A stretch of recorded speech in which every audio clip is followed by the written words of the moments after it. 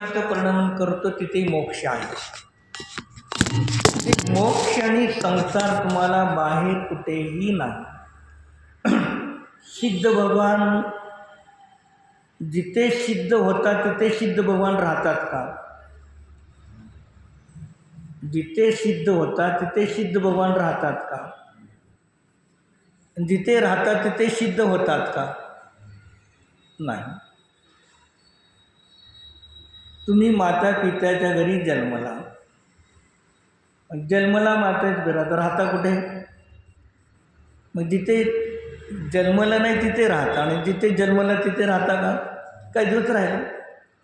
मग मध्य लोकात मोक्ष होतो पण इथे राहत नाही, तिथे राहतात. आणि तिथे राहतात पण तिथे मोक्ष होत नाही, तिथेच मोक्ष होतो. मग चतुर्थ कालामुळे मोक्ष होतो, परिश्रम नाराच्या सहननामुळे मोक्ष होतो, 8 कर्माच्या अभावामुळे मोक्ष होतो, 4थ्या शुक्ल ध्यानामुळे मोक्ष होतो. मग चतुर्थ काल, परिश्रम नाराचा सहनन, कर्माचा अभाव यांना मोक्ष होतो का? नाही. हे सगळे निमित्त कारण अभावरूप आहेत. पण यांचा अभावशिवाय मोक्ष होत नाही. पण हे मोक्ष देत नाही जीवाला. जीवामध्ये स्वतः द्रव्याचा स्वभाव मोक्ष आहे, गुण स्वभाव मोक्ष आहे, पर्याय कारणरूप मोक्ष आहे. म्हणून कार्यमोक्ष अवस्था प्रगट होते. जे मोक्ष कुठून बाहेरून येत नाही. कारणामध्ये शक्ती असेल तर कार्यामध्ये शक्ती प्रगट होते. त्रिकालवर्ती उपादांमध्ये शक्ती असेल तर क्षणिक उपादांमध्ये कार्य होतं. आणि त्रिकालवर्ती उपादांमध्ये शक्ती नसेल तर क्षणिक उपादांमध्ये कार्य होत नाही. एक सामान्य नियम. पण जिथे जिथे त्रिकालवर्ती उपादान आहे तेथे तेथे क्षणिक उपादानामध्ये कार्य होईल असा नियम नाही. आहे जिथे जिथे त्रिकालवर्ती उपादान आहे तेथे तिथे कार्य होतं, एक सामान्य नियम. पण जिथे जिथे कार्य आहे तिथे त्रिकालवर्ती उपादान असतं. पण जेथे जेथे त्रिकालवर्ती उपादान आहे तेथे ते सर्व ठिकाणी कार्य होईल असा नियम नाही. जेथे जेथे फळ आहे तेथे तेथे निमाणे फूल असणार का नाही?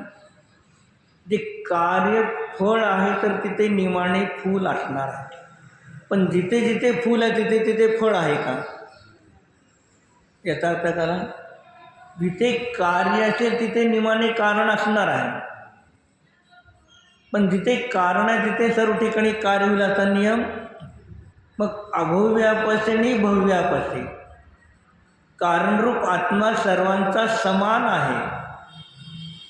जेवढे भव्यामध्ये अनंत गुण आहेत, त्रिकालवरती अनंत पर्याय आहेत, तेवढेच अनंत गुण आणि द्रव्य तेवढंच त्या अभव्य जीवापाशी पण आहे. जे अभव्य जीवाचं द्रव्य गुण आणि भव्य जीवाचे द्रव्य आणि गुणामध्ये काहीही फरक नाही. त्याच्यामध्ये पण त्रिकालवरती अनंत पर्याय, भव्यापाशी पण त्रिकालवरती अनंत पर्याय आहे. पण दोघांमध्ये फरक काय आहे? अभव्याच्या श्रद्धा गुणाच्या पर्यायामध्ये क्षणिक उपादानामध्ये सम्यक दर्शन प्राप्त होण्याच्या शक्तीचा अभाव आहे. त्रिकालवरती उपादान नाहीच नाही. भव्यामध्ये पण श्रद्धागुण निर्मल आहे, अभव्यामध्ये सुद्धा श्रद्धागुण निर्मल आहे. दोघांच्या श्रद्धा ज्ञान चारित्र गुणाची शक्ती समान आहे, कारण समान आहे. पण अभव्य जीवाच्या क्षणिक उपादानाच्या योग्यतेमध्ये अध्यात्म भाषेच्या अपेक्षेने, क्षणिक उपादानाच्या अपेक्षेने स्वनिश्चय आत्मानुभूतीचा अभाव असल्यामुळे, शुद्ध आत्मानुभव करत नसल्यामुळे त्याच्या क्षणिक उपादानामध्ये सम्यक दर्शन प्राप्त होत नाही अध्यात्माच्या अपेक्षेने. आणि आगम काय सांगतो?